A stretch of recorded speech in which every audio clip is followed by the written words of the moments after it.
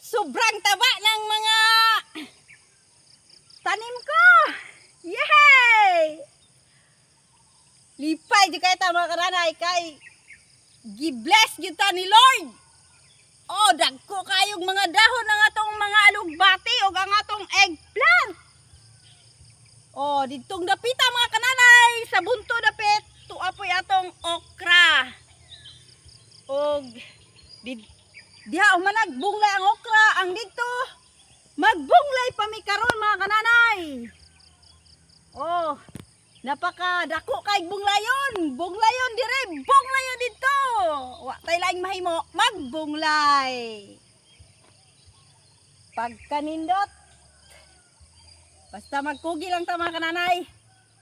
Naara gyud tay mani kay it's time to harvest now.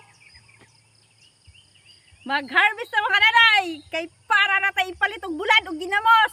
Moro na kalipay diri sa bukid mga kananay. Oh, saktong-sakto i-harvest mga kananay.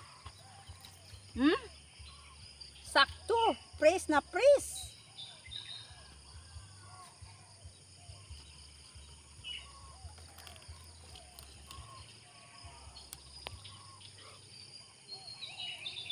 Ang laki ng dahon.